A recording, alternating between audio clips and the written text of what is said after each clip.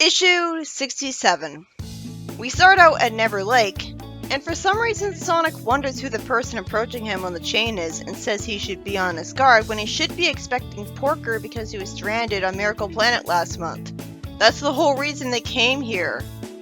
Sonic at least tells Porker that his friends were worried about him with a smile and calls him old buddy, welcoming him back. He then confirms my suspicion from Porker acting unusually calm, because he asks Porker if he's feeling okay, and Porker responds very calmly and emotionlessly. I wonder if he was replaced by an infiltrator or something. Of course we couldn't have had Porker just defeat the threats coming his way with his invention making. Of course not. The Chaotix get sent to Mobius by the Omni Viewer, and Vector says that so far everything is going according to plan, as if he's a villain.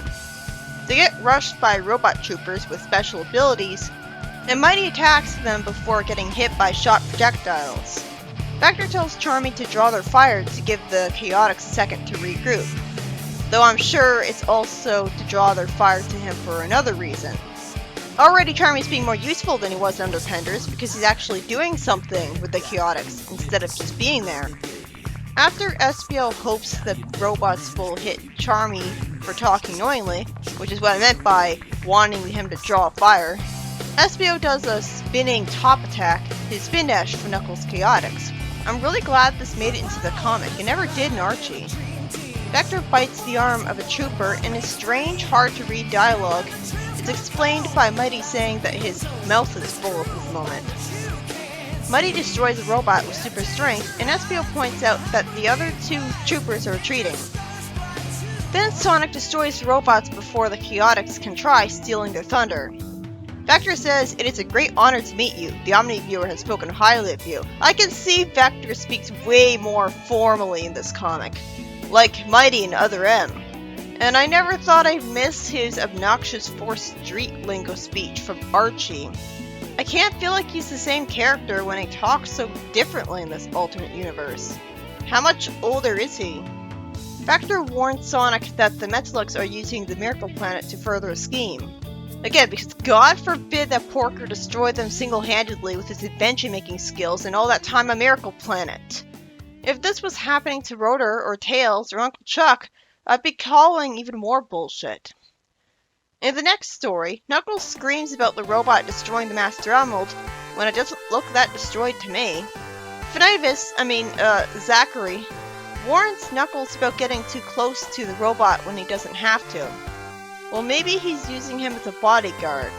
Knuckles says that the robot is absorbing the power of the other emeralds, and he gets hit by a green laser and shot into some rubble. Predictably, Zachary smirks at Knuckles potentially being killed, and reveals that the robot was with him. So why'd he unnecessarily warn Knuckles about putting himself in danger and risk Knuckles following his advice? Zachary, says that his plan worked perfectly, and climbs into an indestructible robot, wanting to take his revenge on every single one of the echidnas after he'll find them. Then, because we need him to be even more of a villain right away for some reason, he arbitrarily decides to warm up by destroying the people of Mobius first, when he has no grudge against them, and wants to let the island crash onto Mobius as a monument to his genius plan.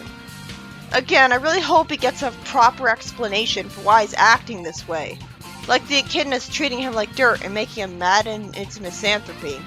Because he's acting just like Finidus right now, mindlessly wanting to destroy everybody. And apparently Knuckles was there and listening to Zachary the whole time, and he's not even injured. Knuckles comes out of the Zoot tube to attack the robot, thankful that he happened to be near it, and he flies past and destroys one of the robot's wings. He's called an idiot for that, even though Zachary shouldn't think he's stupid for wanting to do this. Knuckles complains that the island can't be crashing so soon, but then it's fortunately explained, as it turns out the island is crashing onto a mountain to land early. And for some reason Knuckles is talking as if it's the end for both of them, when I'm sure Zachary would be safe in his robot, and even pretending that the island landing would logically be lethal, when it landed plenty of times in the games and things were fine. Knuckles should just be able to glide to safety, and he should know this. In the next story, Shortfuse's armor shows its immunity to the troopers' lasers. I guess they're really weak lasers. And he shoots some lasers at them and destroys the robots. Then, Instead of Short Fuse killing Eggman when he has the chance, he doesn't do so just because Metamorphia is threatening to kill Techno if he does. You wimp! Logically, he should have ignored her, shot Eggman while he was talking since he hates him so much, and then attacked Metamorphia when she was distracted by what happened, saving Techno in the process. Techno being upset with him for being harsh would be more than worth freeing the world from this boring cliche.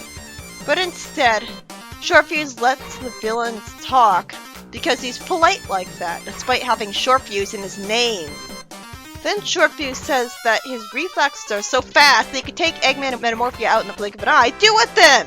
Why did he bother letting them talk, wasting time then? Idiot! Idiot! Why does anyone, at all, all he'll be allowed to do is fight robots and destroy machinery. He'll never be allowed to be the one to take down Eggman because bullshit. So why even write him coming here? It's just frustrating. It would have made more sense if Metamorphia had, crashed into a mountain on the way back to Eggman. Then he wouldn't have been confronting Eggman, but not taking him down. Ugh. Metamorphia then has an idiot ball moment by unnecessarily telling Short Fuse and Techno that she lost her powers. The story sucks! And speaking of that, Techno flips her way too easily. If she can do that and get out of her grip so easily despite being restrained and held to her, she should have done so a long time ago. This directly reminds me of Girls Just Wanna Have Fun by Penders, where Sally flipped a robot. A heavy swap bot at that. Eggman then once again urges Short Fuse to shoot him. What, does he want that? Does he deep down somewhere know that should happen? But he absorbed most of the evil in Mobius to become evil, so he wouldn't be able to have any kind of conscience or regret. Eggman is naturally baffled at learning that Short Fuse came here to confront him without killing him. What the fuck else would they be planning to do then? If they don't want to kill, fine. But they could at least come here with ropes and duct tape to tie him up and arrest him for Sonic. It's not like it would matter if they did it instead of Sonic, since we all know it would just be temporary anyways. He would just get free. Short Fuse says that Eggman will suffer more if he lets him live. That still doesn't explain why you're not arresting him, idiot. If you want him to suffer, torture him. Put him in a cage and torture him. But no! Instead, Short Fuse and Techno just leave with Short Fuse flying out of a hole in the base with Techno, because it's like they're treating this like a video game where they fight his robots just to have fun and satisfy themselves, which sounds like something Scourge would do if he was a hero. Just let the villain live so he can keep messing with him. Ugh. He's supposed to be a hero. He's supposed to want to take down Eggman. Then Metamorphia lampshades that she could have gone after them if Eggman hadn't stupidly taken her powers away like a dolt. And Eggman says he's not listening, like a 4-year-old.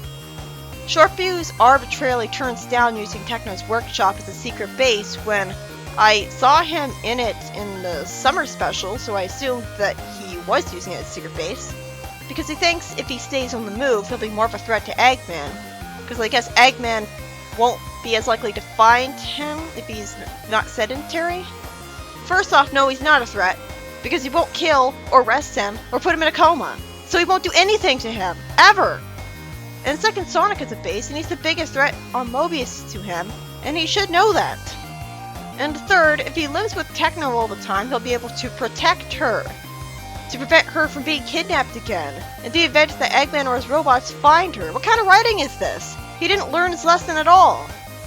The story ends with Short Fuse saying that she'll fortunately get to see him again. But right now, I don't want to see him again myself.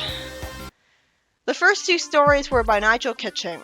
In the first story, after I start to suspect that Porker was either replaced with an infiltrator or brainwashed by the Metalex because he talks too calmly and Sonic is suspicious, and I'm sorely reminded of how only Sonic is allowed to be really competent because Porker's invention making should have easily defeated the Metalex or put them in very dire straits, the Chaotix fight robots and warn Sonic about the Metalex having a new plan. In the second story, surprise, surprise, the white echidna that reminds me of Benitavis is evil, and he wants to destroy the people of Mobius as well as the echidnas, when it probably has no real reason to hate them. I'm just gonna pretend he has Benitavis' backstory, at least that's better than nothing. I can only assume he was treated really horribly by people and became a cynic who thinks everyone deserves what he does to them. He goes into the robot mecha and the island starts falling towards the mountain. And in the third story, by Lou Stringer, Shortfuse saves Techno, and rather than killing Eggman or arresting him by tying him up or injuring him or putting him in a coma, what does Shortfuse do when he confronts him? He leaves like a useless idiot. This is why plot armor sucks. If they don't want to kill Eggman, fine, whatever. The comic doesn't have guts like Archie in issue 50. But at least arrest the guy for a while. What an idiot. Just because he's not Sonic and it's not first story in the issue, he's not allowed to do anything important. That's so meta. That's so takes me out of it. That just left me with a really sour ending to the issue. Why does it have to be Sonic who defeats or arrests Eggman? Fuck the fact that, oh, it's the games. Sonic fights Eggman, so it has to be him. It's just gonna be temporary anyway, so why bother? Who cares if the creator's pet doesn't do it the second time? It'll probably be undone anyway, so what does it matter who put him in a cell? I also can't understand why Shortfuse wouldn't come live in Techno's base, especially after she got kidnapped. And Metamorphia shouldn't have told the hero she's powerless, and Techno should have been freed by Shortfuse if he's that fast, not magically freed herself through bullshit. That was just dumb. They could have had Techno escape the base herself or something at the end of the previous story in the arc by, like, taking advantage of an invention that she had in her pocket, instead of this waste of time nonsense. Realistically, there's no way Shortfuse would have wasted this opportunity. He's short-fused. He has a short fuse. And even if he did try to do that, Techno wouldn't have let him. What's the point of fighting Eggman if you're not going to take the opportunity to nip the problem in the bud? He doesn't take it seriously at all. Destroying his robots and machines and chemical plants doesn't matter when he can still make more. Shortfuse doesn't really care about beating Eggman. He just wants to get his revenge by destroying Eggman's stuff and having him know about it like a thug, and prolong his suffering as long as possible. And that's supposed to be the more heroic option. I really wouldn't mind if Eggman was killed off, even if temporarily, because at least then we can get focused on other villains instead of him hogging all the attention most of the time because it's video games, which doesn't seem like good writing, with so many other villains out there. Archie, this many issues in, was getting a break from Eggman, and it makes this comic look very stagnant in comparison, because even after over 67 issues, the heroes have gotten no major victories changing the status quo whatsoever. Even the people of Emerald Hill being moved to the floating island, I'm sure that they're just gonna keep getting attacked by robots anyways. There were already robots sent there, so it doesn't feel like a major victory. Just making one village safer. It's not like in Archie where they freed a whole bunch of Robians from Eggman's city.